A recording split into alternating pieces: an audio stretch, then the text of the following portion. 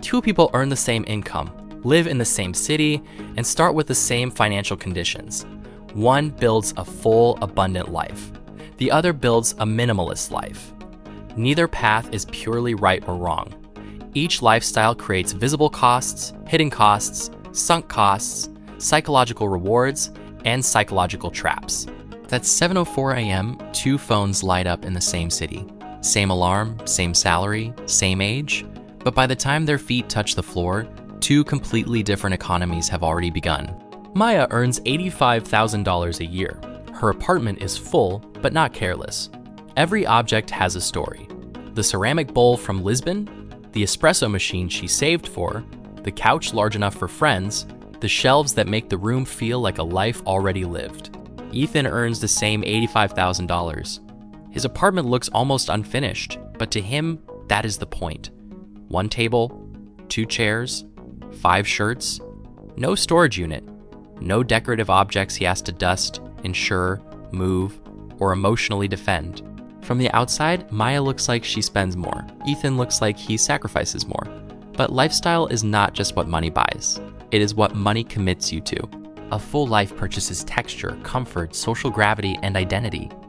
A minimalist life purchases flexibility, clarity, speed, and silence. The cost of choice is that every life charges you in a different currency. Maya's costs are easy to see. Rent for a larger apartment, furniture, kitchen tools, subscriptions, dinner hosting, weekend plans, a wardrobe that fits different versions of herself. Professional, social, relaxed, impressive. Ethan's visible costs are smaller. Lower rent, fewer purchases, fewer replacement cycles, fewer subscriptions. When money leaves his account, it usually leaves for a reason he can explain in one sentence. At first glance, Ethan appears to be winning. The spreadsheet says so. But spreadsheets are excellent at counting expenses and terrible at counting atmosphere. Maya's home does something money alone cannot do. It gathers people. Friends stay longer. Conversations become warmer. Birthdays feel easier to host. Her apartment is not just shelter. It is a social machine. Ethan's home does something equally powerful. It removes friction. He wakes, works, exercises, cooks, and resets the room in minutes. His environment rarely asks him questions. The first hidden cost of a full life is maintenance. Every beautiful thing becomes a small future obligation. The couch needs cleaning, the plants need water, the dinnerware needs storage, the wardrobe needs decisions. The first hidden cost of minimalism is emptiness. A room with fewer demands can also offer fewer invitations. Nothing is wrong, but sometimes nothing is happening. Maya pays in cognitive load. A full life creates more open loops. What to wear, what to cook, what to repair, what to upgrade, what to keep, what to let go. Ethan pays in restriction load. Minimalism also requires decisions, but they happen at the border. Do I buy this? Do I allow this? Do I make room for this person, this object, this hobby, this version of myself? Minimalism does not eliminate choice. It relocates choice from the home into the mind. The fewer things Ethan owns, the more each new thing must justify its existence. Abundance does not always create freedom. Sometimes it creates a life so comfortable that leaving it becomes harder. Maya has built a world she loves, and that love has weight. Maya's sunk costs are visible in deposits, furniture, memberships, and upgrades. The more she invests in a lifestyle, the harder it becomes to ask whether the lifestyle still fits. But the deeper sunk cost is identity. Maya is the host, the stylish one, the person with the beautiful home. Once a lifestyle becomes part of how others recognize you, changing it can feel like disappearing. Ethan has sunk costs too. His are not in furniture, but in self-image. He is the disciplined one, the efficient one, the man who needs very little. Buying something unnecessary can feel like betraying a philosophy. Psychologically, both lifestyles create consistency pressure. Humans prefer to act in ways that protect the story they already tell about themselves. Maya protects abundance. Ethan protects restraint. The sunk cost fallacy begins quietly. You keep the subscription because you paid for the annual plan. You keep the sofa because it was expensive. You keep the identity because it once saved you.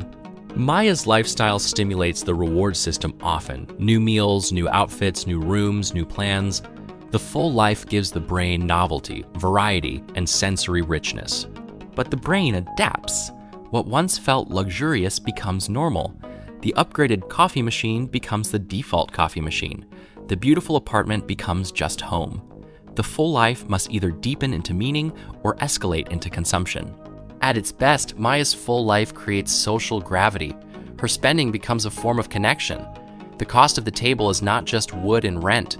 It is the conversations that happen because the table exists. At its worst, the full life creates social inflation. Hosting becomes performance. Taste becomes competition. Comfort becomes expectation. What began as joy can become a standard that must be maintained. Maya has diversified her emotional portfolio: beauty, friendship, hobbies, rituals, comfort, memory. But diversification has management costs. A rich life can become a complex life. Ethan's lifestyle calms the nervous system. Less visual noise, fewer unfinished tasks, fewer purchases to regret.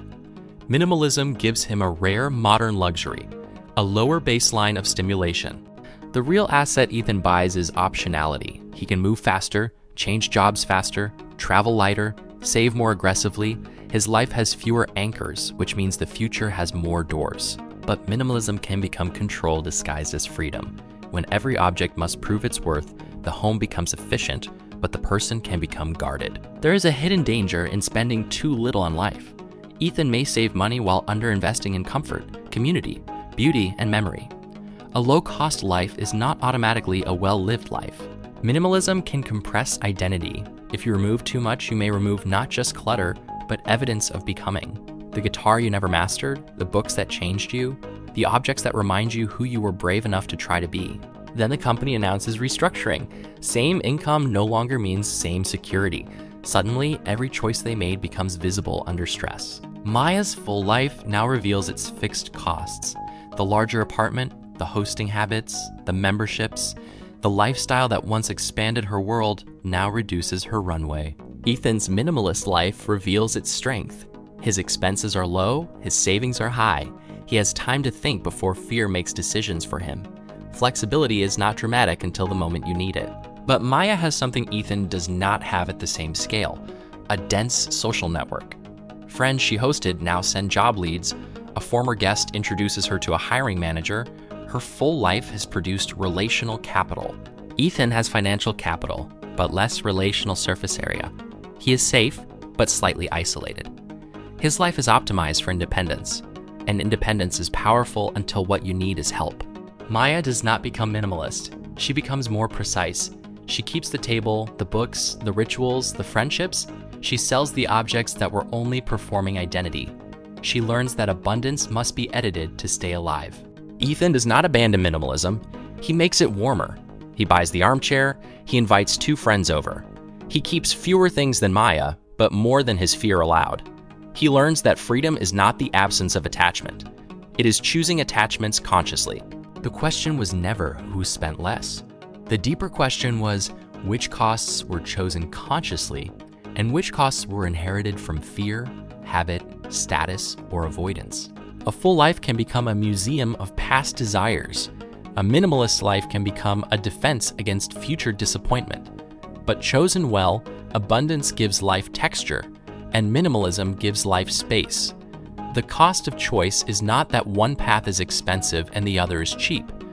The cost is that every path asks for a piece of you in return. Well, in the end, the real cost of a lifestyle is not only what it takes from your bank account, it is what it asks from your attention, your time, your identity, and your peace.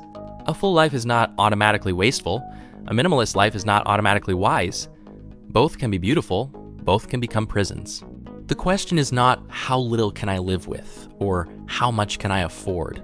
The better question is, what kind of life am I paying for? And is it still worth the price? Because the best life is not the fullest life or the emptiest life. It is the life you choose consciously before your habits choose it for you. Own what gives your life meaning. Let go of what only protects an old version of you. Every choice has a cost. Wisdom is knowing which costs are worth carrying. A full life can give you texture, a minimalist life can give you space, but neither one can give you meaning automatically. Meaning comes when you understand the cost and still choose it consciously. If this story made you think about the hidden cost of your own choices, Thank you for spending your time here. If you want to support this channel, you can like the video, subscribe, and share it with someone who might need this perspective. Thank you for watching. I'll see you in the next story.